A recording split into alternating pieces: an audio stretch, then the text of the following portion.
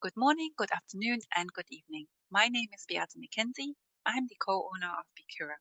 We are the manufacturer and distributor of Bicura System, which is currently the first and only medical device certified for medical beehive air therapy. We're certified across Europe, Switzerland, Turkey, and the UK at the moment. And I'm very honored to be speaking with you today about medical beehive air therapy for anti-aging. First, I wanted to have a look at what does anti-aging actually mean. And according to the dictionary, anti-aging are substances that are being used or intended to use for limiting or preventing the process of aging.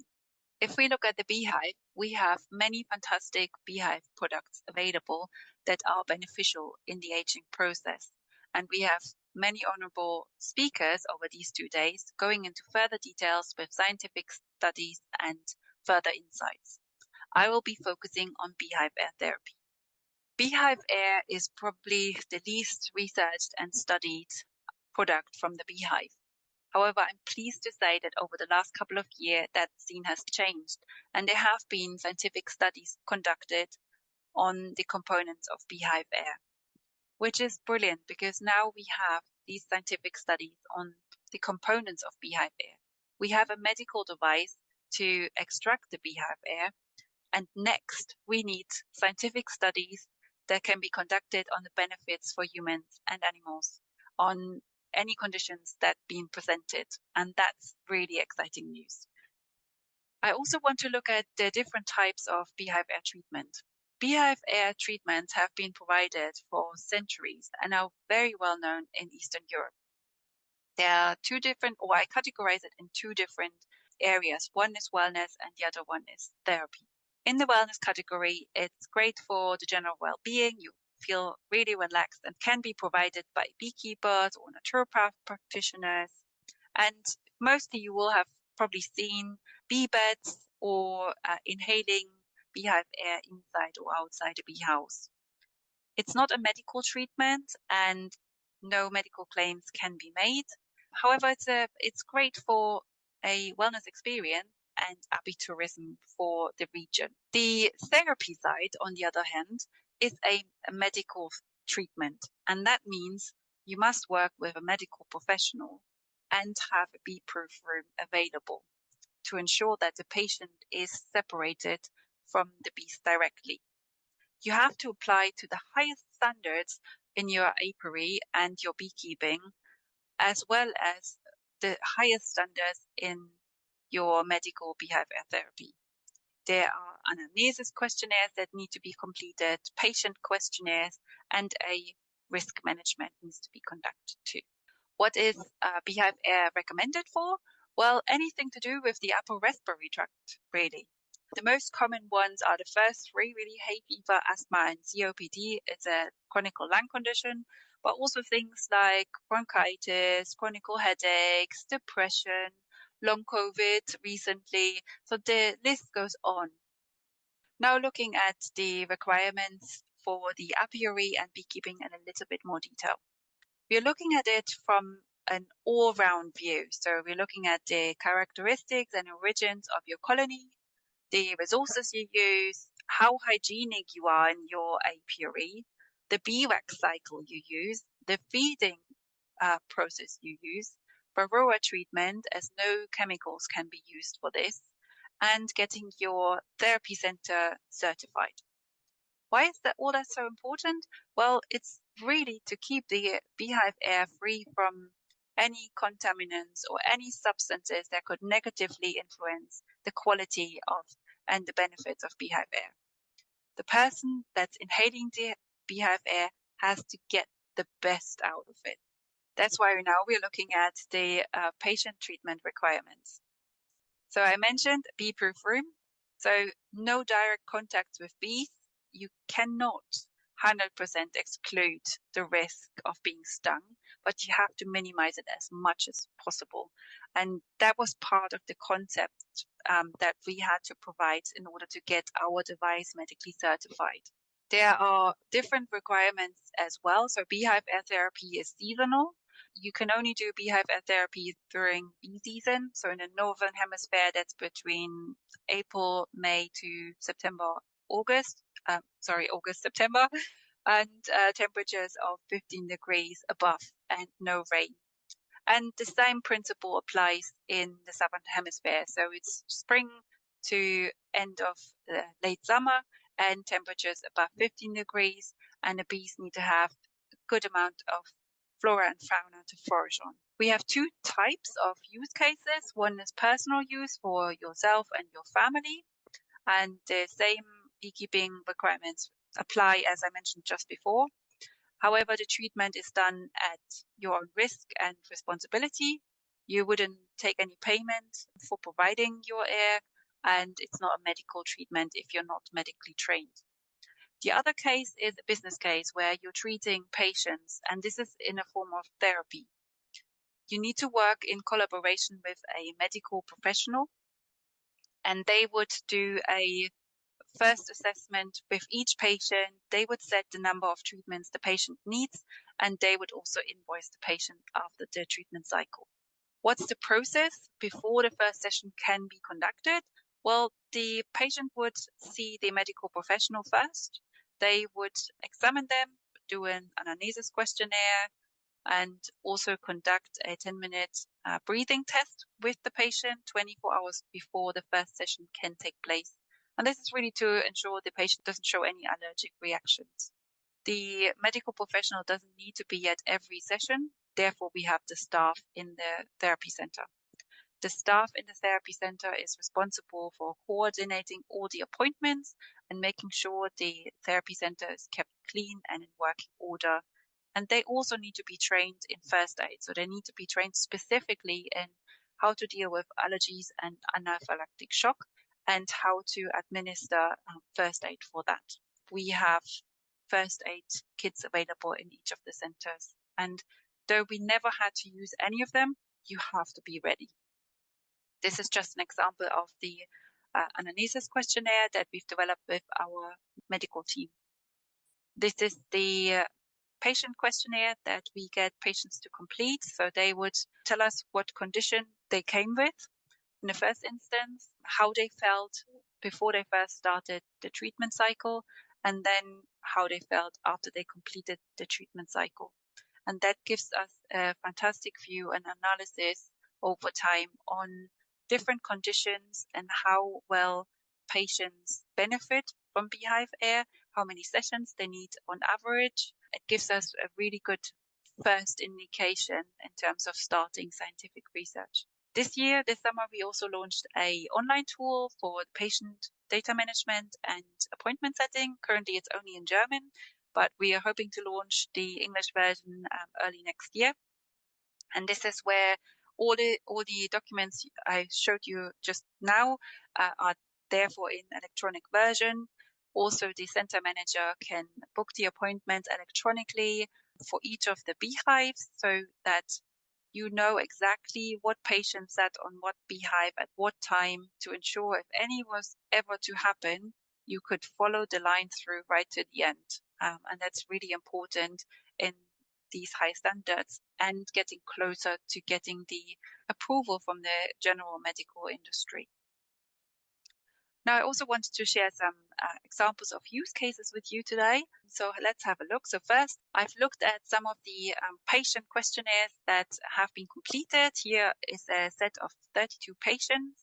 Here we asked them, as I said before, what was your condition? How did you feel that the treatment actually helped you? And it goes from really significant improvement, slightly improved, had no improvement at all, to I deteriorated. And it's very great to see that 20 of the 32 patients had a significant improvement in their conditions, even with almost half of them only had very little treatment sessions. Slight improvement for 8 of the users, which is still very good, but the number of treatment sessions is very low. So, the more sessions they get, that result could change also. And then no improvement in 4 patients also. If we here look at for example, in the middle, asthma and COPD, chronic lung condition cases, that number is way too low. So that they didn't show any improvement, that was 100% expected, because for these kind of chronic conditions, you need at least 12, if not 25 sessions to start seeing a slight improvement. And then you look at what improvement we're looking for. You always want to see what's the goal of the patient. It's not always that their condition is completely gone, but has their life expectancy improved? Has their well-being improved? Are they coughing less? What is it that they're actually taking Beehive Air for that really made a difference?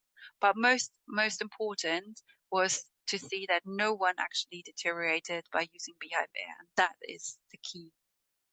I then looked at the different use cases here: COPD, COVID, asthma, and hay fever or pollen allergies, and looking at how did the patient feel. For example, if we look at COPD, how did the patient feel before they started the treatment sessions? How did they feel after the treatment sessions? What was the number of improvement? How did that change?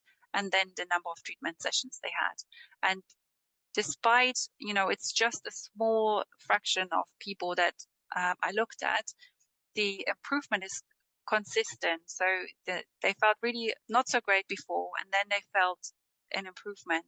And that level of improvement is quite consistent. That's fantastic to see. Here are also some other examples of use cases. So we are treating patients from around 3 years to 95 over the last couple of years. We had a long COVID case, shortness of breath. This lady had several hospital visits, rehabilitation center visits, and her oxygen saturation actually reduced to 78%. And she presented that number before she started the treatment cycle with us. With 36 sessions, we managed to get her back up to 89%. And that is just wow. With very little coughing, her life quality has massively improved. We had 2 males with hay fever, different types, I would say, of how they presented themselves. Both had a smaller number of sessions. One is 12, one is 6 sessions. And both, after a very short number of sessions, felt an improvement in their condition, if not even the condition had completely vanished. We also treat children. As I said before, here we've got, again, 2 hay fever cases. We had a lot of hay fever cases in this year, and very extreme this year with itchy eyes and inflamed cheeks, blocked noses, and with a small amount of sessions, these children are completely, symptoms are completely gone, and they could enjoy the rest of the summer without having to take medication, which is really brilliant. There was also a 78-year-old female with chronic cough condition. She needed oxygen support. Her oxygen saturation was down to 87% before she started Beehive Air therapy. And with 12 sessions alone, she already got back up to 98%. And these kind of percentages, these measurements are all being conducted by the medical professional. So we are providing the air, and the medical professional suggests the sessions and regularly checks in with the patients. Here's another example of a male 60 with chronic lung condition. And this was quite interesting to me because this is a probably 3-year cycle that this person had Beehive Air therapy. Presented with COPD, so had several lung infections from 2015, and got to a point where he had to permanently walk around with a oxygen bottle, and life quality had really gone down. He heard about apitherapy. He started taking honey and propolis products very regularly, and because he couldn't afford, or he didn't want to afford, going to a therapy center as many times as he would need to, he bought himself a device for his back garden, Beehive, and did the breathing sessions in his back garden during the bee season. And in the first 2 years, he did that almost every day.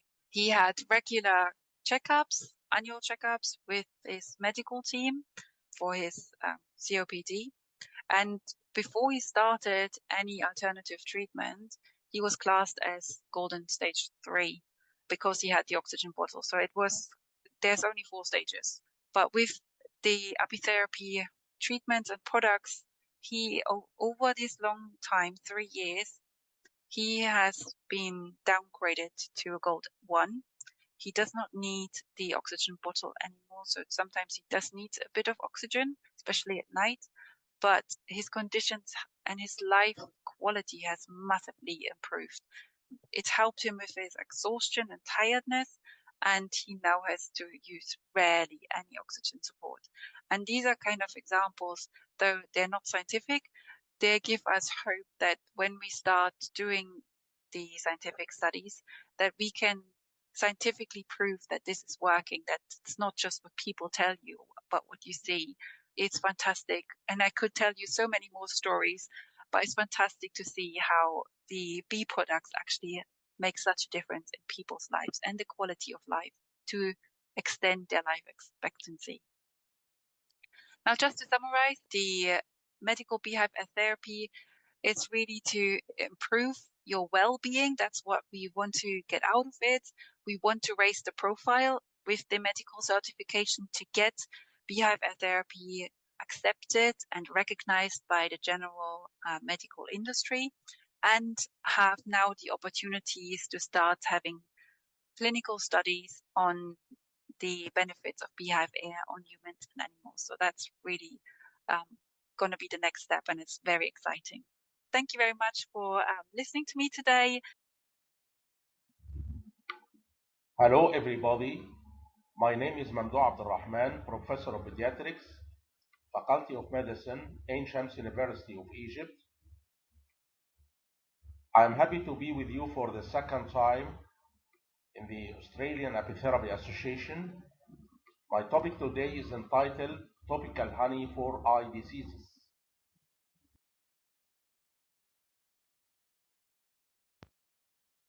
This slide shows the list of eye diseases in which topical honey was used as a sole treatment.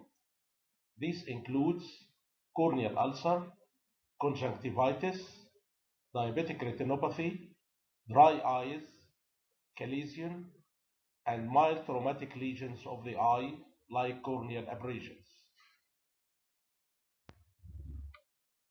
For topical honey treatment, we usually use ziziphus or cedro honey, and the honey was raw and unprocessed, and it should not be crystallized.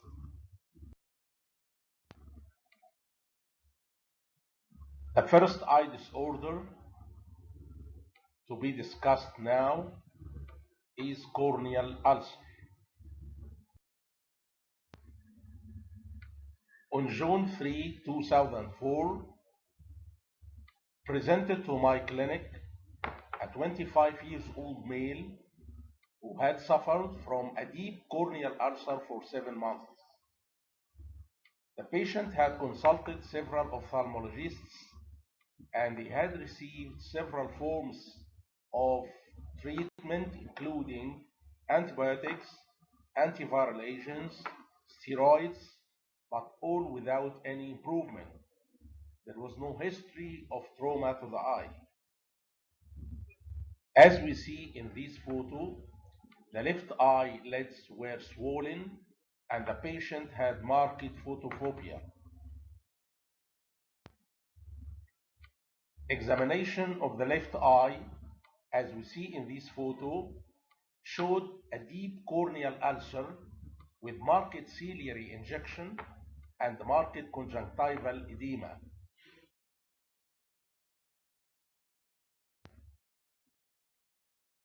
This photo clearly shows the changes which occurred in the left eye affected. It shows the deep corneal ulcer, the ciliary injection, the conjunctival injection, and also appears here the drops of honey applied inside the eye. At first, the patient was hesitant to use honey for treatment, as was his primary care physician, who prescribed 2 more weeks of standard treatment, but these 2 failed to produce any improvements. Eventually, the patient's fear of losing the sight in his eye because of the possibility of endophthalmitis, led him to agree to be treated with topical honey. This video demonstrates topical application of honey inside the affected eye. Honey was applied in a dose sufficient to fill the conjunctival sac. This dose was 0.5 to 1 ml per application. Honey was the only treatment used for treatment of this case. No other treatments were used.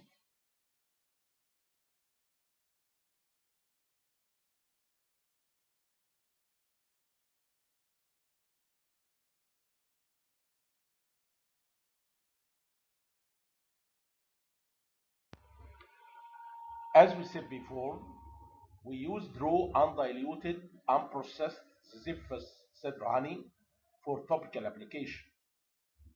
A suitable dose of honey was topically applied to fill the conjunctival sac, usually 0.5 to 1 ml honey per application.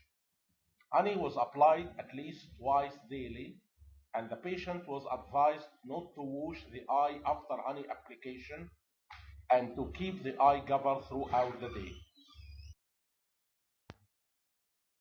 The after effects or reactions of honey application in the corneal ulcer were generally in the form of a temporary increase of symptoms and signs of the underlying disease followed by improvement. The most annoying is the occurrence of moderate to severe burning pain immediately after application. This pain persisted for 1 to 3 minutes, followed by improvement. Also, there was an increase in the conjunctival injection and discharge, which were also transient. After 2 weeks of starting treatment on June 18, 2004, the ulcer healed, but it left a corneal opacity, and as we see in this slide, the conjunctival injection is clear, as well as the ciliary injection, and also the corneal opacity. Also, new vessels appear, new vascularization. 7 weeks after treatment, on June 25, the size of the corneal opacity decreased, as well as the conjunctival injection and ciliary injection. Almost 3.5 months after starting treatment on September 15, there was a further decrease in the size of the corneal opacity. After almost 5 months, on October 27, as we see in this slide, the eye returned back nearly to normal. This slide compares the picture of the left eye before starting topical honey on June 2004 until end of treatment on October. That's after almost 5 months. As you see, the eye returned nearly back to normal, only left very small corneal opacity, and the patient did not continue topical honey. He was reluctant to do that because of the burning pain, which was sometimes severe following each honey application. Topical honey for other eye diseases other than corneal ulcer. Conjunctivitis, both infectious and non-infectious, or allergic. In nearly all cases of conjunctivitis, whether infectious or non-infectious, topical honey resulted in initial temporary increase in the symptoms and signs of conjunctivitis, including more eye pain, redness, itching, and tearing immediately after application. The pain and itching spontaneously disappear after a few seconds, but the redness and tearing may persist for a few minutes to a few hours, depending on the severity of the case. Complete recovery occurred after 1 to several days, depending on severity of the case. Honey was applied in a dose of 0.1 to 0.2 ml per each eye, 2 to 4 times daily.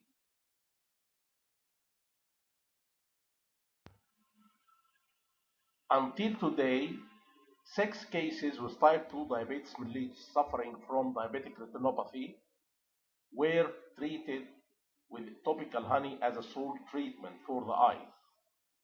3 cases had the non-proliferative type with macular edema, and the other 3 cases had advanced proliferative type with retinal hemorrhage, and these illnesses did not respond to laser therapy and Avastin injections.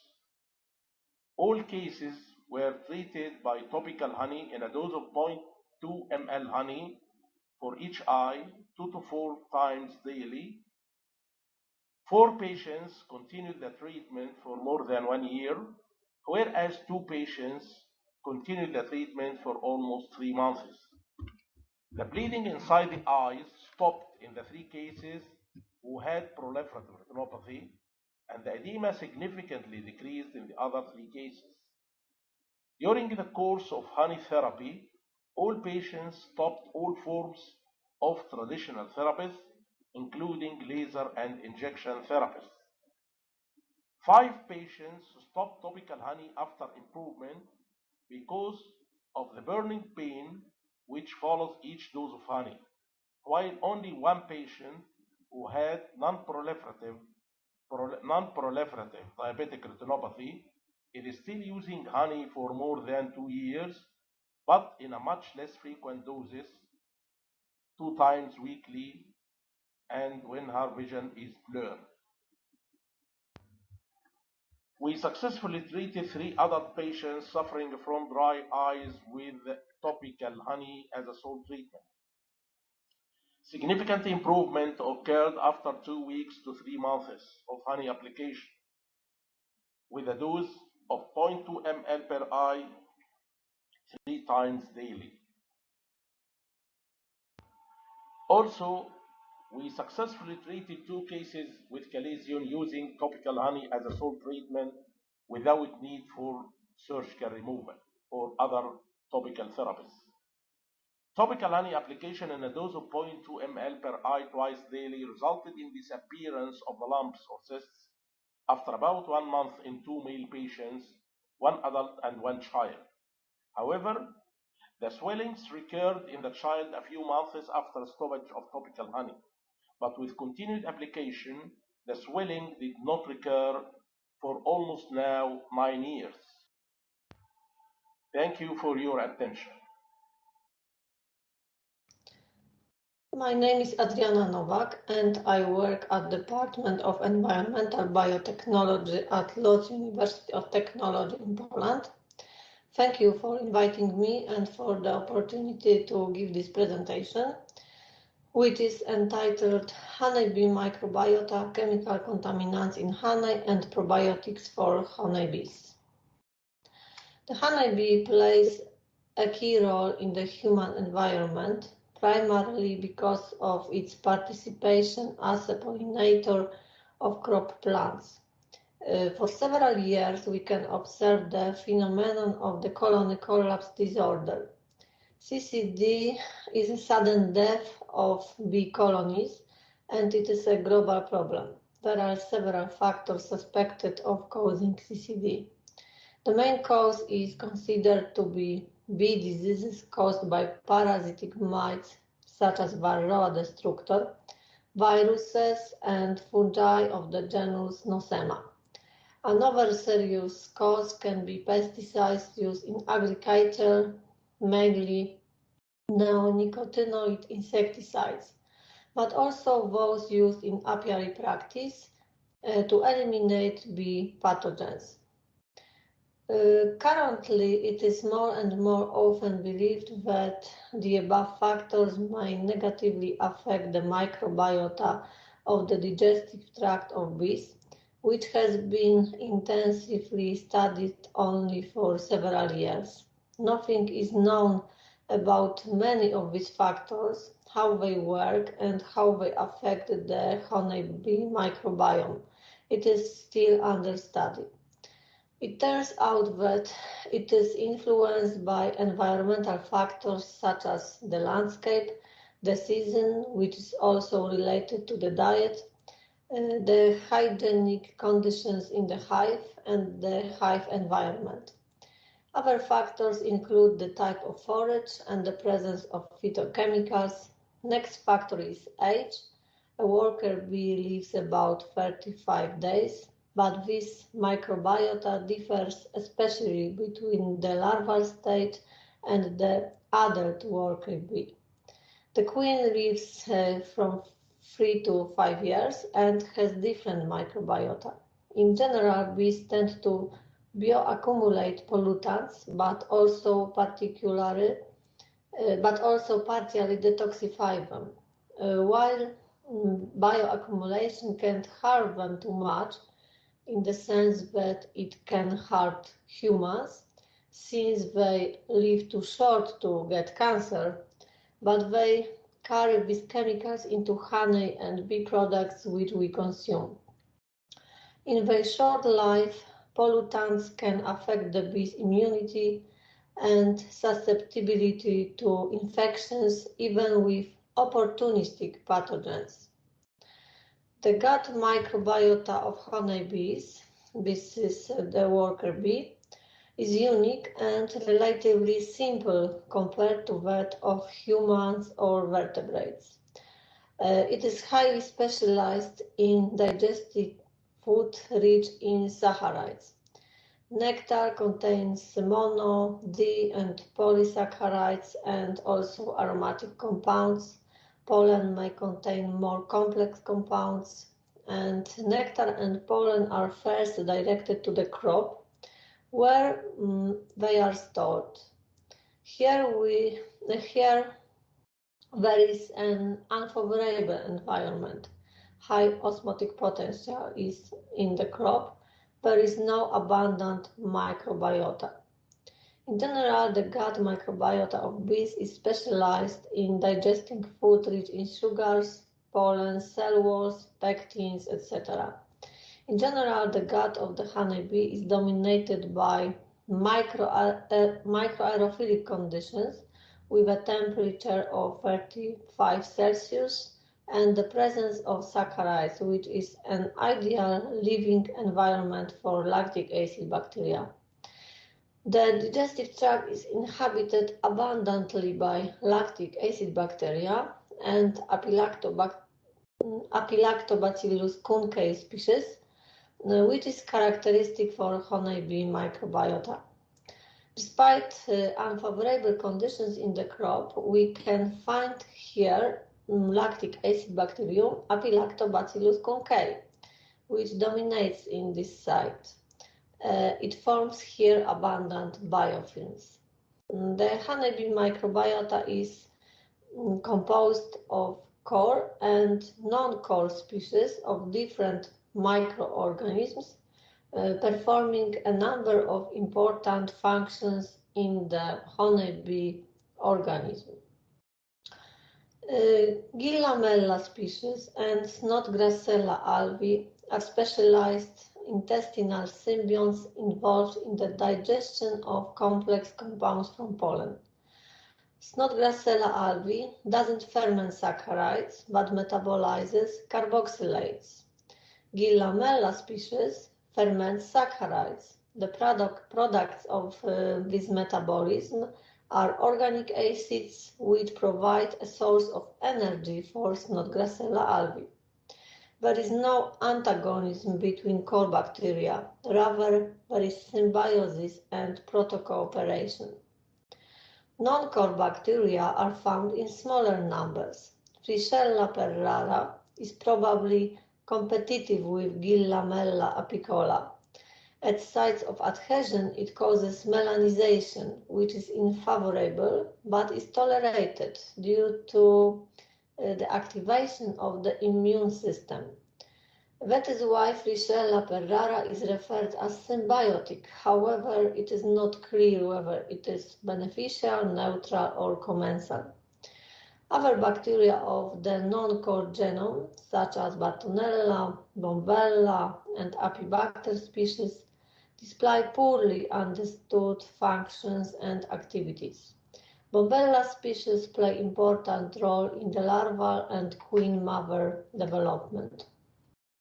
A significant part of the queen's microbiome consists of Bartonella species, which play a role in her nutrition and modulating her fertility and longevity. The ileum of worker bees is dominated by lactic acid bacteria and the genus Bifidobacterium, and is the most abundant microbiota ecosystem in the honeybee gut, which are core bacteria.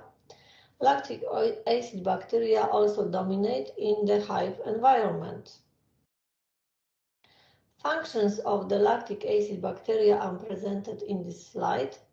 These are saccharides fermentation, production of metabolites such as lactic acid and short-chain fatty acids, and other important antimicrobial metabolites, which produce unfavorable conditions, unfavorable acidic environment for development of pathogens. Just how many xenobiotics honeybees and other pollinators are exposed to is evidenced by the presence of these compounds in honey and bee products, where can be found polycyclic aromatic hydrocarbons, polychlorinated biphenyls, heavy metals, dioxins, particulate matter of various diameters, pesticides residues and their metabolites, also asphalt components, and even microplastics with as yet unproven negative effect on bees' health. Example effect of environmental contaminants on honeybee microbiome are presented in this slide. Antibiotics can increase the likelihood of Nosema and Serratia infections. They lead to an imbalance in the gut microbiota system. Tyrosine perturbs the microbiota, especially at the stage of acquisition. In the case of microplastic, drastic decrease in lactic acid bacteria, increase in Klebsiella and Enterobacter species was observed, especially when it was combined with antibiotics. It is known that many pesticides can poison these insects, especially non-nicotinoid insecticides, but also those used in apiary practice to eliminate bee pathogens. They can cause acute poisoning, but continuous exposure to lower doses can decrease the condition and immunity of bees, increase susceptibility to infections, and can lead to many unfavorable changes in metabolism, detoxification processes, and can cause imbalance in the proportions between individual taxa of microorganisms in gut, leading to dysbiosis. While the symptoms of bee poisoning with pesticides are better known, the influence on the gut microbiota is discovered. It was observed that pesticides significantly reduce the level of beneficial bacteria, mainly lactic acid bacteria, although the opposite results were also obtained. They can also lower the level of other core bacteria, such as Bifidobacterium species, Snodgrassella alvi, and Bartonella species.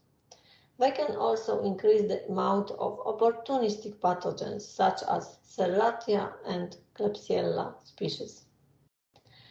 The research presents the results of study on the effects of pesticides such as acetamiprid, thiacloprid, and oxalic acid on the microbiota of the digestive tract of honeybees. For all three compounds, changes were observed in the proportions and numbers of each genus of bacteria compared to the control sample. The most significant changes in the pattern of the microbiota were caused by oxalic acid. It significantly reduced the levels of Bartonella, Klebsiella, and Bombella species. Bombella was practically eliminated. It slightly reduced the levels of Commensalibacter species and increased the amount of Bifidobacterium, Freeshella, Gillamella, and Lactobacillus species. Oxalic acid also disturbed the acidity of the gut, and that is why it can alter metabolism and nutrient absorption. This, what we can observe here, is called dysbiosis. Other pesticides, such as fipronil, significantly reduced bacterial levels within the genera Bifidobacterium and Lactobacillus, while increased the abundance of Gilliamella and Snodgrassella. Also, glyphosate strongly reduced the amount of Snodgrassella, partially Gilliamella, while it caused increase in the level of Lactobacillus species. Glyphosate exposure of young workers increased mortality of bees subsequently exposed to the opportunistic pathogen Serratia marcescens. In general, we observe the correlation: the higher the dose of pesticide and the longer the time of exposure, the more significant changes in the microbiota of the honeybee gut and in its body. The varied response is due to the specificity and chemical properties of the pesticide. The most common residues of pesticides in honeybee dead colonies, honey and honeybee products are listed here. It should be mentioned that pesticide residues are generally detected in every tested honey sample, even those from areas considered as ecologically clean. The concentration of contaminants is presented as follows. Honeybee accumulate more than propolis and bee pollen and more than honey. So honeybee body accumulates the most contaminants. A certain pool of them is detoxified through their own enzymes or of enzymes of the gut microbiota. So this insect is a very good bioindicator of environmental pollution in a given area. Due to CCD and increasing environmental pollution, we search for ecological methods that would show protective effects to honeybees, and an alternative could be probiotic preparations. The most commonly used in probiotic products and preparations are lactic acid bacteria from the genera Lactobacillus, Lacticaseibacillus, Lactoplantibacillus, and Lactobacillus. These bacteria naturally inhabit the bee environment, such as flowers, bee products such as honey, royal jelly, plant silage, as well as the digestive tract of humans and animals, including the honeybee and other pollinators, where they perform beneficial functions. This slide presents a summary of research on the effects of probiotic bacteria on honeybee health. The search for strains of lactic acid bacteria with specific beneficial health-promoting properties is intensive, long, and expensive, and the effects must be confirmed not only by laboratory tests, but also by semi-field and field studies on bees. So both the strain and the preparation must show scientifically documented efficacy. It is worth emphasizing that a particular feature of a strain, for example, protection against Nosema cerana infection, is specific to an individual strain of lactic acid bacteria, not to particular species, genus, or all lactic acid bacteria.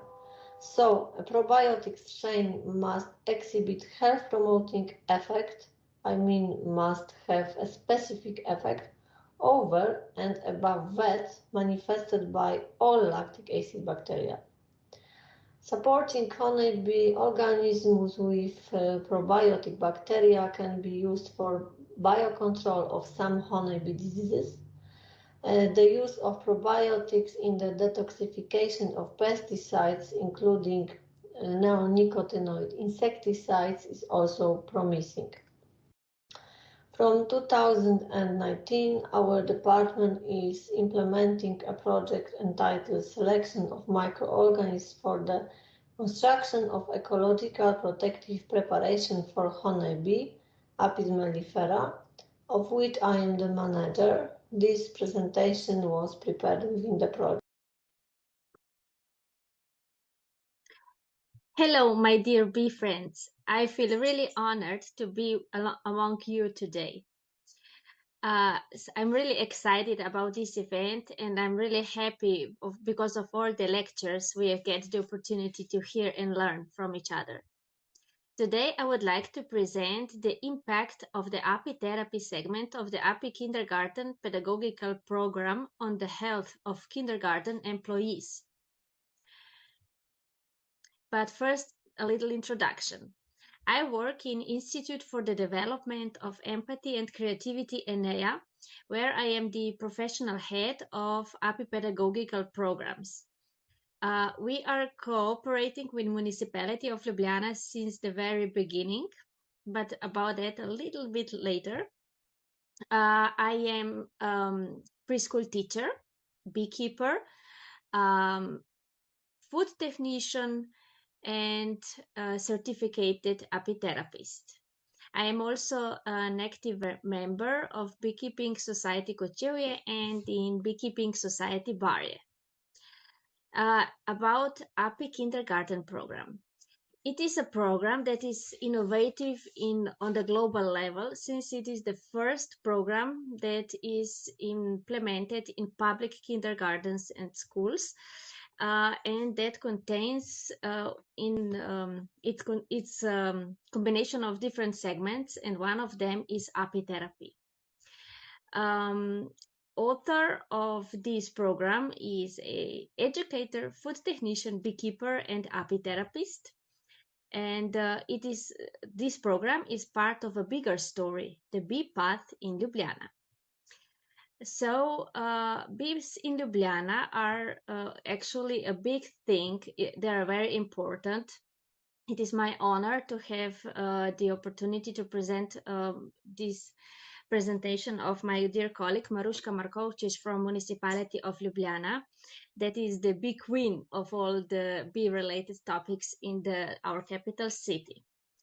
So here you can see some information. We're gonna go through this fast, so we do not lose too much time. Just so the picture you get what we all do in our capital city. We have this policy about mowing. We always celebrate the World Bee Day. We are working on planting melliferous plants. We have asylum for swarms in municipality because of urban beekeeping. We have organized SOS line for swarm collection and many other things. Here is the schedule, how it worked through years. We implemented these contents into different projects. The most important one of them is BeePathNet project and BeePathNet Reloaded. And of course, the transfer that we were conducting during that project, one of the things was API Kindergarten Program. We have developed tourist product also, which we collaborate also because the tourist guides needs to be educated when it comes to bees. Here is the list of European cities. We transferred our good practice, be in Ljubljana, be Path. And Ljubljana, the city, is welcoming every city in the world that would like to join this beautiful story. And now we go on with Apitherapy in the workplace of pedagogues. See, when we have a Api kindergarten, of course, you need preschool children and you need the preschool teachers. So the way we were thinking was to divide to challenges and opportunities. First challenges. Experiences and learning in the first years of life form the foundations for the whole life, which means that it is quite realistic to place pedagogical work, especially in the field of preschool education, among the professions with the greatest degree of responsibility. We could say that educators shape tomorrow's society with their daily work and influence on children. Plus, we all know we meet a lot of viruses and other little things. But what are the opportunities when we talk about Api Kindergarten? We have developed Api Team Building program that has, of course, the direct effect on pedagogues in terms of mood, spirit, atmosphere at work, and of course, physical health. And the other more important thing here today is Api Kindergarten program. It has the indirect effect on pedagogues, but we can positively say with confidence it has a strong one, nonetheless. We strive to achieve eustress. It is a positive effect of a stressful event, a positive side. It manifests itself as a pleasant, exciting, stimulating, and exciting feeling. Because in such a state, people feel they are able to handle everything. And when we are filled with the good side of stress, we want new challenges and interesting tasks. We achieve our goals more easily, and we are open to creativity. But we have to be careful here. We need to conduct expert approach. Let me ask you a question. Is eating honey for breakfast apitherapy? Some of my colleagues would say yes, but I would say no, because apitherapy is when you pursue a professionally set goal with the help of bee products. It's not every eating the apitherapy. Some time ago, I had the opportunity to observe a study from afar, and the thing I could see did not fill me with confidence, because the feedback of the pedagogues were the introduction of propolis aerosols into the room continuously for 8 hours. That was the study. Let's do that and see if children are more healthy. But 8 hours without instructions on prior testing for potential allergies in children. They did not inform how or at all that they should test children first. So there is potential health issue. They did the research without instructions on water intake. We all know that when we consume bee products, especially if a large amount, we need to think about drinking enough water. Our body needs water for that. And the last thing we noticed was that without instructions or protocol, if you will, in case of disease symptoms or reactions, they were to perform this study. Educators in kindergartens with all these flaws in the project. The result, of course, was some issues in some cases, but luckily none of them were severe. So how do we think the study in kindergarten when it goes to apitherapy should be conducted? Let me tell you really briefly about this experience we had when the educators who already knew the API kindergarten program sought our help. It was about a child that was 4 years old, severe form of autism. But the reason is really serious. It was really heavy for all of the group, the children, the educators, and of course this poor child. But we did take slow steps, and we did prepare special program for that group that were not like other programs in other API kindergartens. Plus, we did check for the possibility of intolerance or allergy. So that was just an example. Then we go. Apitherapy in workplace, we use the bee products we use, I mean.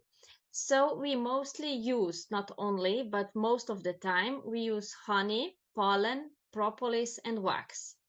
So when we talk about honey in API kindergarten, we are aiming at strong antioxidant effect, improvement of digestive system functioning, or water retention support. It is very important for little children, of course, and because of the demands of little children can be really practical for educators also. So the other aim of the honey consumption was an energy bomb of bioactive substances it is. When we talk about pollen in API kindergarten, we think about nutritional aspect of it. The fact that it improves blood circulation by improving liver function. It could be beneficial, especially when the drugs are needed. So remedies. We think about regulation of bowel function through antibiotic effect of pollen. And we surely should not forget that pollen is a source of amino acids which our body needs for the synthesis of endorphins. When we talk about propolis in API kindergarten, we of course cannot forget about cancer killing properties, but the main point is beneficial or healing effect on the digestive, skin, and respiratory system. And of course, its antibacterial effect.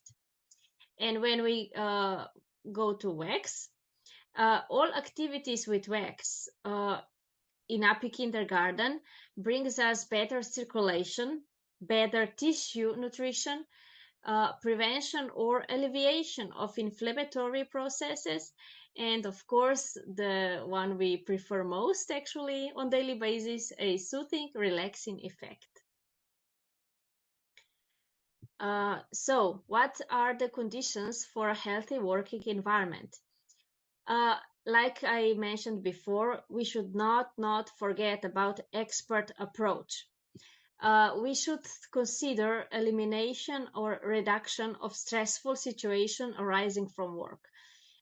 See, in the study, the first one I mentioned that was not conducted by the Institute Enea, the educators did face some really challenging situation that empowered the stress, not release them. In expert approach, it is important to consider the consumption of bee products, of course, and the active participation in apitherapy activities. We have, of course, pedagogues in mind. So, to the beginning of health, what are the basics? For vitality and staying young and staying empowered, we need to have digestion and optimal intake of substances really taken, good provided for. Yeah. It is important to conduct healthy lifestyle and sleep, rest. Let's not forget the amount of time we spend at work, so it goes also to kindergarten teachers. It is important to pay attention to stress management. and Api Kindergarten as essential liquid. I'm a little for fun here. Of course, consumption of bee products is meant here. So, to not take too much time to other colleagues, apitherapists, let me continue with the question, what apitherapy activities for children does to educators, as we observed, of course. The results we got was that they were, by getting to know bees and their products and behavior, they themselves start to coexist with nature easier. Not only that did they teach children to do that, they felt it themselves, and that brought them higher quality of life. Another one, Apit pedagogy with a sensory approach, human organs of sense. It has beneficial effect on adults also, not only on children. And diet and self-care.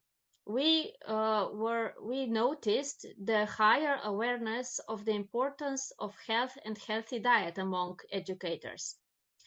And at least but not least, aerosol apitherapy, honey massage, wax sensory pet. These are the pedagogical apitherapy activities in kindergarten that our educators actively participate in. They do it together with children. They conduct all the activity by themselves. So when it comes to the effects of bee products, they get it too.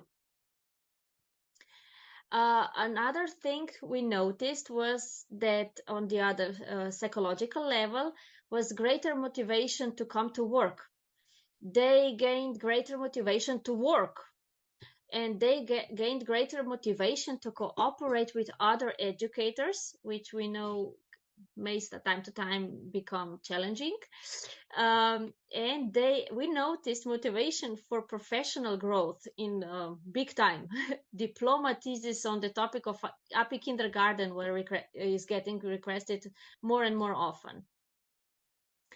So let's go to conclusions.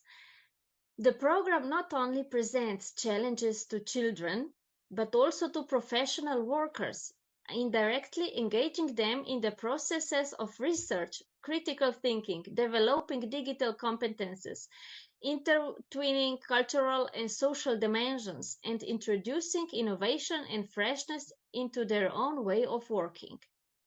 The latter has the most positive effect on the level of motivation and satisfaction at the workplace. And we all know how important that is. Since API pedagogues are interactively involved in apitherapy activities for preschool children in kindergartens, the API kindergarten program inevitably has a healing and beneficial effect on them as well, like we said.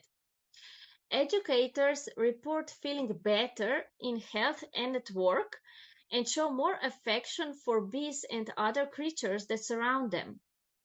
All of this, we know, is essential for all the points that build vitality and emotional resistance, and this is the elements you need to stay vital and healthy and as young as you can be. API kindergarten programs can be used on employees as natural medicine for anti-aging, as for our experience that has results in that area. Thank you for your attention, and I hope we will be in touch. Thank you for giving me the opportunity to present some of our research to you today. And in saying you're giving me the opportunity, I actually should highlight that I'm presenting here mainly the work of one of my PhD students, Lokman Hossein. So it is really the two of us presenting today. I would also like to acknowledge the financial support that Lokman has received for his PhD from the University of Western Australia, and also our collaboration with the CRC for honeybee products. And of course, I would also like to pay my respect to the Whadjuk Noongar people, the traditional custodians of the land where I record this presentation. Let me start by telling you a little bit about my background. I'm a registered pharmacist, but I also hold a PhD in chemistry. So I bring two very complementary fields to honey research, chemistry and pharmacy. Over the past years, we have, for example, developed a number of new analytical approaches that allow us to capture the often very complex chemical composition of honey. But I also look at honey from a pharmacist's perspective, and another field of research that we are currently pursuing is trying to elevate honeys to the next level by applying not necessarily neat honey for clinical purposes, but incorporate honey into medicinal formulations which might enhance its use. So when I think about honey with my pharmacy hat on, I'm often amazed to see that on the one hand, we are promoting honey as a potential medicinal product. And I'm sure everyone here in this Apitherapy conference agrees that some honeys have fantastic medicinal properties. But on the other hand, we are not really treating honey like a proper medicinal product. Now, what do I mean with a proper medicinal product? We need to be sure about its efficacy, its safety, its stability, its bioavailability, and so on. So there are actually quite a few hurdles to take before a product can be considered medicinal. Let me give you an example, aspirin tablets.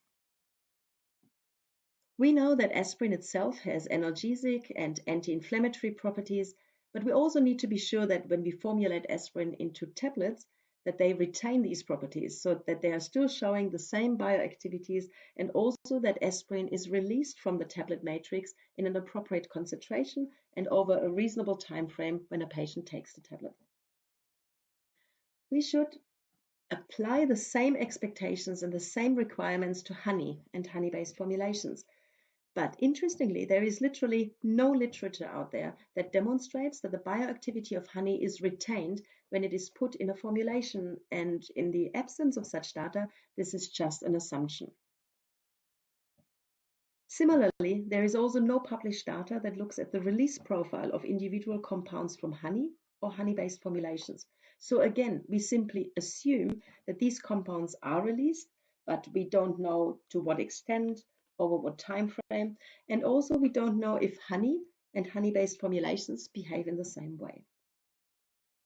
We feel that having this type of scientific data would greatly strengthen medicinal claims made about honey and honey-based formulations. So the question, of course, arises, why don't we have this information already at hand? The answer is quite simple. With honey, we don't deal with a single active drug like aspirin in my example here, but with a very complex mixture of a multitude of bioactive compounds. They are often present in very low concentrations, but might still contribute to the overall effect. So to capture all of this adequately is really, really hard. But because Lockman is a very enthusiastic PhD student and no challenge is too big for him, as part of his PhD study, he set out to develop systems to generate this data and fill the gaps in the literature. And this is what I'm going to present to you today. There are two elements I would like to focus on today. On the one hand, measuring bioactivity, specifically antibacterial activity in honey, when it is in its neat form or in a formulation. And then I also would like to focus on how to capture the release profile of individual constituents from honey and also from honey-based formulations. Let's start with capturing antibacterial activity. You probably think, well, that's an old hat. We can measure the antibacterial activity of honey, and surely it should not be complicated to do the same with honey formulations. Unfortunately, it's not that easy. The antibacterial activity is normally measured in what is known as the microbroth dilution method, where you prepare aqueous honey solutions of decreasing concentrations and check which is the lowest concentration, so the greatest dilution, which still inhibits the growth of a particular bacterial strain. This is relatively straightforward. It's also possible to compare different honeys with each other, and theoretically, it would also be possible to apply this method to honey-based formulations. However, there is a catch. For the analysis, you need to dissolve the honey in water and prepare solutions.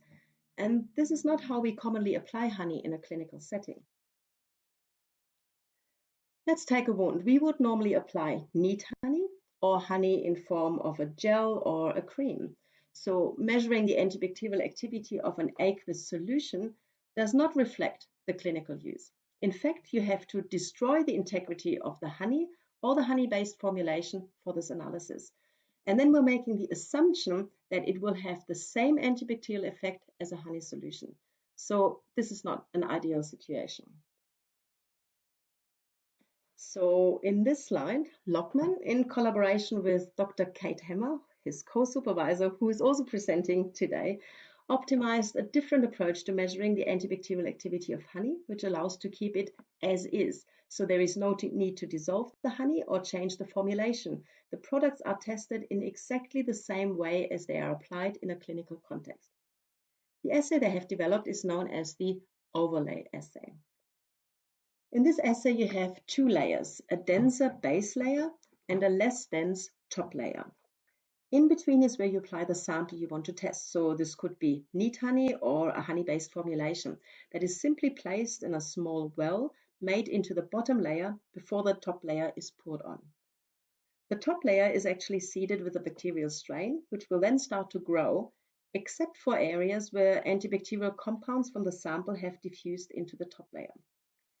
This inhibition of growth, which is reflective of antibacterial activity, can be seen in a so-called zone of inhibition around the tested sample.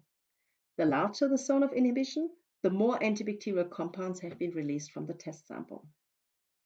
Lockman and Kate have been able to demonstrate that the method works for a very wide range of antibacterial formulations, and it certainly also works for honey and honey-based formulations, as you can see here on the bottom of the slide. On the left-hand side is the zone of inhibition against E. coli from neat Manuka honey, and on the right-hand side, same experiment, the zone of inhibition against E. coli, this time from a Manuka gel application. Now this is great news, as it allows to demonstrate that honey in its neat form and also honey in these formulations has antibacterial activity.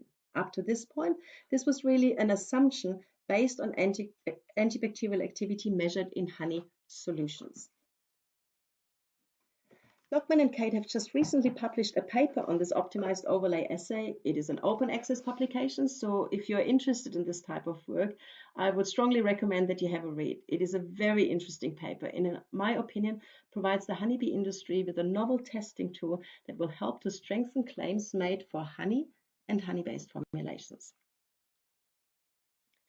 Now on to the next gap in the literature, the release of compounds from honey and honey-based formulations. On the slide here, you see an example of a typical release profile of aspirin from 5 different types of aspirin tablets. You can see that with this data set, we can demonstrate that aspirin is indeed released from the tablet matrix, and that after about 10 minutes, seen here, about half of the aspirin dose is released, and it takes about 30 minutes for more or less the entire aspirin loading to be released from the tablet matrix.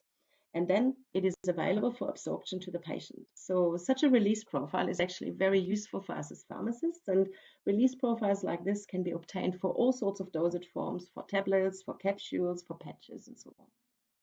I want to focus on the way we normally test so-called semi-solid dosage forms. So this is creams, ointments, gels, as I think this is a very common way in which we apply honey. We place neat honey or on a wound, for example, or we use honey incorporated into a cream or a gel. Normally, the release of drugs from semi-solid dosage forms is monitored using a setup known as Franz cell. You can see a schematic representation here on the slide.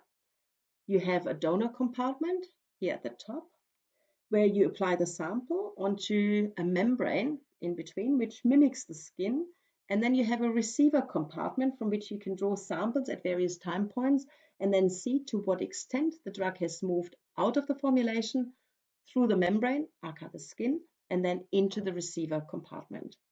You can use this information to plot release curves similar to the one I've shown you earlier for aspirin tablets. Now, when we want to use this setup for testing honey and honey-based formulations, we are faced with a couple of problems. First of all, as I mentioned earlier, honey contains not a single but a multitude of compounds that are released and need to be monitored. So we need to have an analytical method available that captures this. Secondly, you can only run a maximum of 6 samples in a traditional Franz cell, as you can see from this scheme here. And in particular, when you're developing new formulations and you want to compare how they perform, you need to do lots and lots of analyses. So the testing capacity of a friend cell becomes a limiting factor. Lockman has therefore developed a new approach that allows us to overcome these challenges. First, let's look at how we can monitor the complex set of compounds that are released from honey. In my lab, we have developed a method known as high-performance thin-layer chromatography, or HPTLC in short, which allows us to capture the complexity of the sample. As we're not so much interested in the large amounts of sugar and also water that is commonly present in honey, but in the about 3% of other compounds, we extract our samples with a suitable solvent to remove the sugars and amplify these other honey constituents. When we then analyze them by HPTLC, which is a chromatographic technique, the individual compounds of this extract are separated into individual bands, which we can make visible under different light conditions and also by treating the plate with different derivatization reagents. You can see these typical, what we call HPTLC fingerprints on the slide here. They allow us to capture the various compounds that are present in the honey extract. And as you can see from here, different honeys give different HPTLC fingerprints, because on the left-hand side on each image, we actually have the typical fingerprint of Manuka honey, whereas on the right-hand side, we have the typical fingerprint that we get from a Jarrah honey. Interestingly, the intensity of each band is related to the concentration of the respective compound in the honey. So the higher the concentration, the higher the intensity of the band. We use this approach to monitor the release of compounds from honey and honey-based formulations. We can even capture multiple components at the same time with these fingerprints, and we can monitor how the intensity of the band changes and thus calculate how much of a respective compound is released at a particular point in time. In addition to having now an analytical system that allows us to capture honey constituents, Lockman has also developed a new testing setup that allows him to analyze release profiles of multiple honey samples at the same time. So he is no longer restricted to the maximum of 6 samples that can be analyzed by a traditional friend cell. I don't want to go into too much detail of the method or the setup that he's developed, but it is actually very similar to the friend cell itself insofar that it has 2 compartments, one in which he applies the honey or the honey-based formulation, and the other compartment from which he collects the samples and then analyzes them via HPTLC. And then in between the 2 compartments is a membrane in the same way as we have it in the friend cell. The sample containers sit in a temperature-controlled water bath at 37 degrees so that we simulate body temperature, and they're also lightly shaken all the time to allow for adequate mixing. So what results did we get from his release study using this setup? I reckon great results for the honeybee industry, because we can demonstrate that the honey matrix indeed releases compounds. This is evident when you look at the HPTLC fingerprint here on the left-hand side. Over time, you can see how the intensity of individual bands increases, which illustrates that over time, more and more of the respective compounds have been released. We can then plot this information in a release curve, as you can see on the right-hand side. And in the particular example that I'm showing here is the specific release pattern for the compound that gives us this bright blue band in Jarrah honey. What we see here is a typical release profile similar to what I've shown you previously for aspirin tablets, and even better when we compare the release profile of neat honey, which is the blue line here in this graph, with that of a honey-based formulation. We analyzed in this particular case a honey gel, and this is represented in the orange line. You can see that the data for both the neat honey and the hydrogel formulation is almost identical, which means that we can expect to see the same bioactivity from applying the neat honey versus the formulation that we tested. Now, this was a brief snapshot of some of the work Lockman has done so far in his PhD, which I feel has implications far beyond his actual study. Just to let you know, he's also developed a generic formulation platform which allows him to prepare different types of honey-based wound care applications. We call it a hydrogel and a wet sheet and a dry sheet, and each of them has very high honey loading, is incorporated into a biocompatible carrier. So they are certainly products of interest to the industry. Bachmann is going to publish this as part of his PhD project very soon. So if you're interested in these type of products, watch this space. Well, I'd like to finish off my presentation with my pharmacy hat back on. Honey is a really fascinating natural product that has a lot of potential in various clinical applications in its neat form and also when incorporated into different formulations. But in my opinion, to really make the most of this potential, we need to think about honey more as a medicinal product and apply this lens to our research efforts.